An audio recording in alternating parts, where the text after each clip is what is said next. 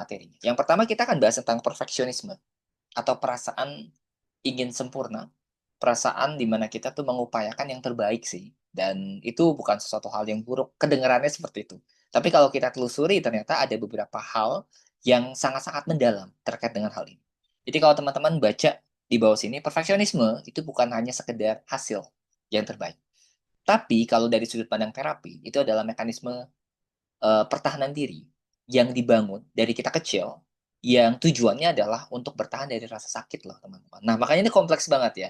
Ada beberapa orang yang akhirnya tidak menyadari, tapi ada juga yang menyadari bahwa ada perfeksionisme yang nggak ideal atau disfungsional. Dan itu ada tesnya juga ya teman-teman. Apakah memang berasal dari standar masa lalu?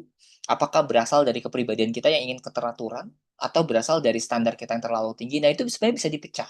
Nanti saya akan eh, petakan beberapa kategori. Tapi intinya gini, perfeksionisme yang teman-teman rasakan, saya nggak tahu berapa banyak di sini yang datang ke talk show ini gara-gara kata kunci perfeksionisme atau kata kunci prokrastinasi tadi ya. Jadi dua-duanya sama-sama akan kita bahas. Oke. Nah, kalau dilihat dari sudut pandang terapi, karena saya seorang konselor dan terapis, kita ngelihat bahwa penyebab perfeksionisme itu cukup multifaktor. Salah satunya tadi ya kepribadian, ada yang karena faktor sosial, ada yang karena faktor belajar atau modeling, tapi ternyata ada faktor yang perlu kita atasi. Nah, saya akan bahas yang perlu kita atasi, yaitu tentang traumatik. Jadi, kejadian yang nggak menyenangkan di masa lalu dan akhirnya membentuk pribadi kita yang jadi perfeksionis. Salah satunya trauma penolakan. Teman-teman lihat di sini ya, anak yang sering ditolak, belajar. Jadi dia mempelajari bahwa dirinya hanya akan berharga kalau sempurna. Dan akhirnya dia mengupayakan kesempurnaan itu.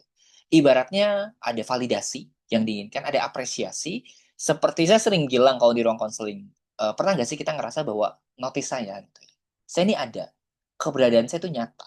Dan buat beberapa orang yang dapat penolakan itu perlu dikejar. Dan salah satu responnya adalah kita mengejar sesuatu yang sebenarnya bukan keinginan kita. Dan itu adalah kesempurnaan, prestasi, atau mungkin pencapaian secara finansial gitu ya. Dan intinya sih ada standar-standar yang disematkan ke diri kita dan banyak itu dari orang tua dan dari lingkungan. Seperti ini. Bukan dari diri kita sendiri. Itu satu. Jadi penolakan itu sangat berarti bisa mengubahkan dalam artian merasa berharga kalau seorang itu jadi sempurna. Itu satu poinnya ya.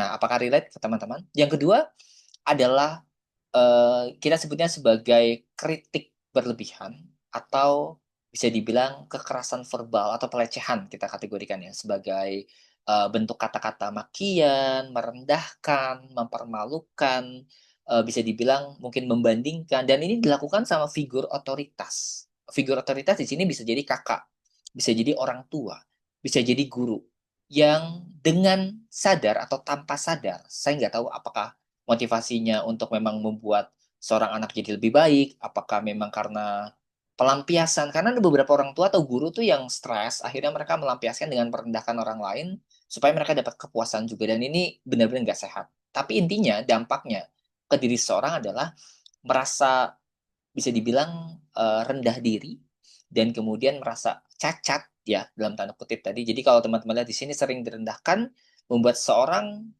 jadi harus tampil tanpa celah gitu ya. Dan tanpa ruang untuk orang lain tuh bisa mengkritik lagi. Akhirnya, tanpa sadar juga atau bahkan dengan motivasi yang kuat ya, teman-teman berusaha untuk sesempurna mungkin. Supaya orang yang dulu mungkin mengkritik saya, dulu menghina saya, mempermalukan saya, mereka nggak bisa ngelakuin itu lagi ke saya. Nah, itu poin kedua. Nah, yang mana? Misalnya sering dibilang bahwa kamu nih anak bodoh, kamu nih anak yang nggak bisa diatur, kamu nih anak yang nggak kayak kakak kamu dan segala macam itu kan semacam kritik dan perbandingan yang untuk orang tua mungkin terkesan biasa aja, tapi dalam beberapa usia tertentu anak akan merekam, mengingat dan merasa bahwa berarti saya harus membuktikan sesuatu, membuktikan itu. Itu yang kedua ya. Yang ketiga adalah trauma pengabaian emosional. Dan ini kita sering sebut sebagai neglect issue. Dan neglect itu sebenarnya ada banyak tipe ya. Ada yang secara fisikal. Contohnya misalnya anak kecil yang dikasih makannya terlambat, nggak tepat waktu gitu ya. Bajunya mungkin nggak diganti-ganti. Kalau anak mungkin masih belum bisa mandi sendiri, nggak dimandikan, nggak digantiin popok, itu pengabaian fisik. Jadi orang tuanya lebih kepada sibuk dengan pekerjaan mungkin. Walaupun saya tahu ada beberapa keluarga yang mengupayakan sebaik mungkin tapi nggak dapat dan akhirnya jadinya pengabaian. Nah, kalau di sini lebih kepada pengabaian secara emosional. Kalau istilah terapi namanya emotional deprivation, jadi anak berusaha untuk sempurna agar diperhatikan dan dicintai. Sama seperti yang penolakan tadi, jadi berusaha untuk dapat atensi. Kalau tadi validasi, karena pengen terlihat berharga, kalau ini pengen dapat atensi supaya diperhatikan. Jadi ini loh, saya perhatikan saya dan ini bisa ada irisannya ya antara penolakan dan pengabaian emosional. Intinya beberapa orang itu akhirnya bisa berubah jadi orang yang benar-benar kayak terlihat sempurna atau bahkan mencapai kesempurnaan karena ingin dihargai, karena ingin diperhatikan atau bahkan karena ingin dicintai. Dan ini nggak sedikit ya teman-teman. Ada beberapa bahkan banyak yang jadi baik, jadi sempurna itu sebenarnya karena luka mereka. Walaupun dari satu sisi mungkin ini oke-oke aja nggak melukai orang, tapi secara mendalam itu bisa jadi melukai diri kamu sendiri. Dan terakhir adalah trauma kegagalan. Untuk menghindari diri dari rasa sakit, seorang akan menuntut diri sendiri, jadi punya standar. Nah, ini sejalan dengan self-critical. Jadi kamu seperti ngerasa bahwa nggak sempurna, kamu ngerasa bahwa kamu adalah pribadi yang gagal dan segala macam. Nah, dari empat ini nanti bisa jadi bahan diskusi ya. Kejadian mana yang berkesan, kuat, dan mungkin masih kamu ingat, nanti teman-teman boleh ceritakan di dalam ruang ini. Ruang ini aman, jadi kamu boleh secara anonim juga sebenarnya nggak apa-apa untuk bertanya, dan bisa via chat, bisa via audio, bisa via video, tanyaannya bebas banget. Nah, ini adalah beberapa perasaan yang akhirnya di-convert dari yang tadi ya, dari yang trauma-trauma. Pertama, takut gagal, ya, takut akan bahaya, takut akan salahnya lagi, kebutuhan akan kendali. Karena untuk beberapa orang yang punya perfeksionisme, mereka itu ingin mengendalikan segala sesuatu. Punya standarnya sendiri. Itu dua. Yang ketiga adalah tentang harga diri. Tadi ya, tentang perasaan keberhargaan, perhatian, pengen dinotis. Akhirnya seorang hanya akan merasa layak untuk dicintai ketika dia udah mencapai kesempurnaan. Dan ini nggak cuma satu loh, beberapa kasus bahkan cukup banyak yang datang ke ruang konseling, mereka akhirnya bilang bahwa apakah saya layak dicintai? Dan itu ngomongin tentang harga diri, ngomongin tentang nilai diri yang cukup rentan sih saya lihat. Dan terakhir adalah overachiever.